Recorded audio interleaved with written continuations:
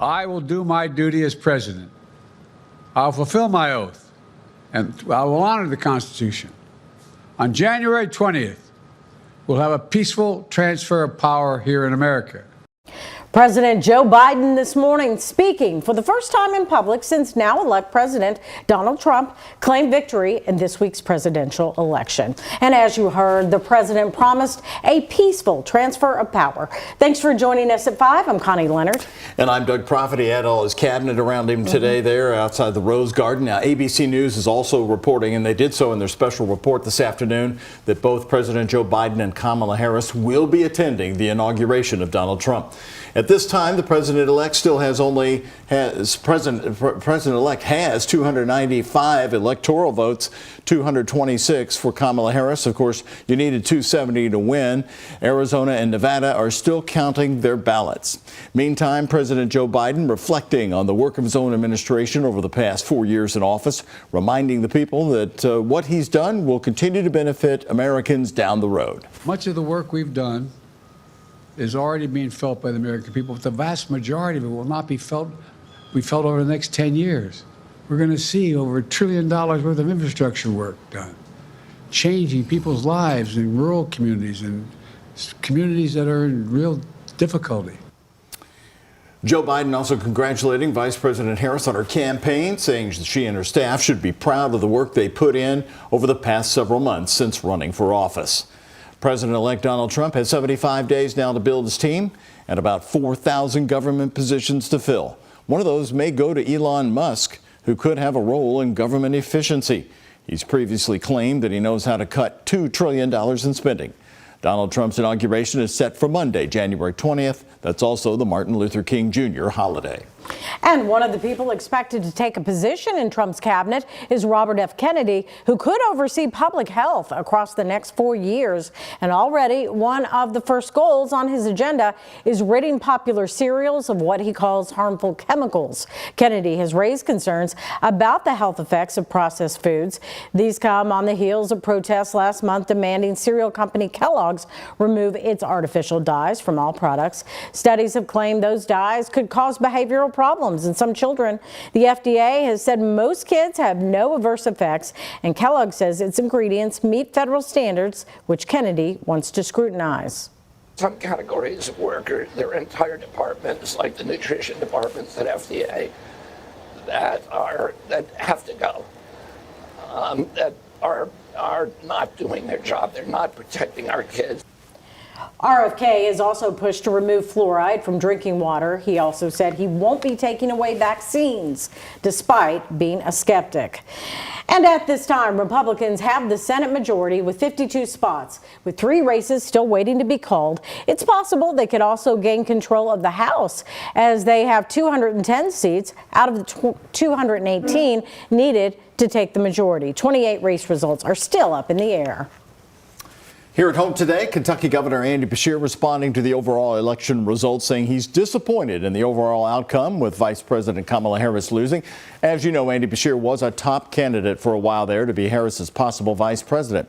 This afternoon, the governor reiterated how here in Kentucky, politicians need to work together to get things accomplished. Despite the presidential election and how lopsided it was in Kentucky, the numbers of Republicans and Democrats in our state House and Senate did not change. That, to me, sends a clear message that voters expect us to work together and to continue to get things done. Andy Beshear's term as Kentucky governor ends at the end of 2027. When asked if he's considering a run for president in 2028, the governor said, "We'll see what the future holds," but right now his only focus is leading the Commonwealth.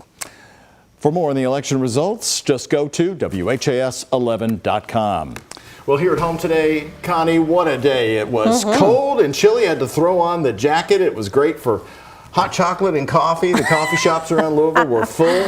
Yeah, I was going to say, I bet you liked it. I did like it. I like it a little bit chillier than it has been the first couple of days of the week anyway. Yes, because, you know, it's each week we're getting closer to Thanksgiving. And Ben Pine, I know you're looking at some temperatures really dropping here pretty soon. And we've been so spoiled lately. We don't have that thick skin for late fall weather yet. We really haven't had that big chill of November yet. So there's some signs that the last half of November might start to cool down. But we do have a a clearing trend tonight, and some cooler weather is going to be working in. Right now we are right around 60 degrees, which is pretty normal for this time of the year. We'll see lows down to the 40s. Looking up to the north, there you can see that clearing trend happening over parts of southern Indiana right now. That view from Scottsburg. So upper 50s, lower 60s all throughout the area right now.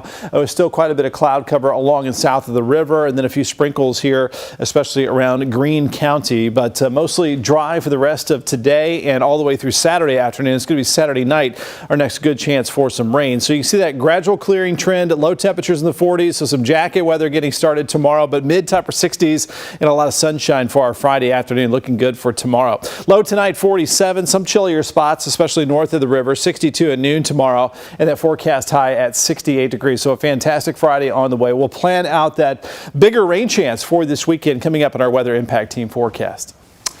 Thank you very much, Ben. Right here, all new today. An FBI investigation into a Metro police officer who shot a Wave TV news crew with pepper balls during the 2020 protests ended with no charges, we learned today from the Metro police chief. Yeah, it happened in May of 2020 during the second night of protests over the death of Breonna Taylor. Officer Dustin Dean was under investigation for violating the crew's civil rights. Ian Hardwick joins us live now in studio. So, Ian, what was the result of LMPD's internal investigation? Connie, that internal investigation delivered Officer Dean a letter of reprimand, not because these were members of the press, but because of where the officer's pepper balls hit the photojournalist working that day. Look at this photo. Pepper balls like these hit the photojournalist in the neck, a violation of department policy. However, LMPD's chief says because of the chaos of the moment and the officer's inability to see due to the lights the news crew used, he believes no wrongdoing occurred.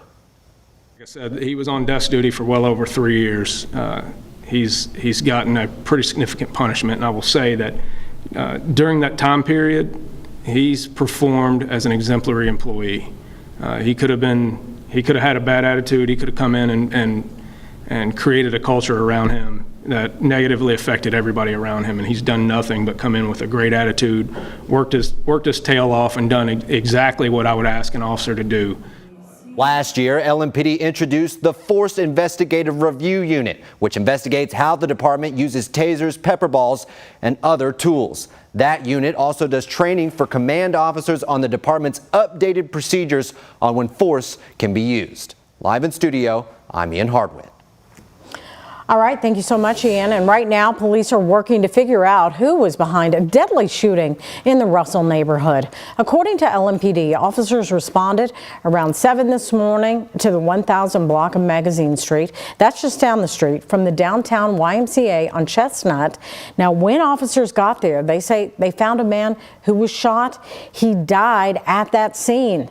Anyone with information that could be of help is urged to call the anonymous tip line at 574 LMPD. Metro Corrections is investigating after a woman was found dead inside the facility. LMDC says a woman was found unresponsive and in medical distress around 4:30 yesterday afternoon. Officers and medical staff began life-saving measures but were unable to revive her even after EMS arrived. There's now an internal investigation. In a statement, Chief Jerry Collins said, "Our condolences are with the family. Anytime there is a loss of life, it is tragic for everyone involved, and we are all impacted here at Metro Corrections."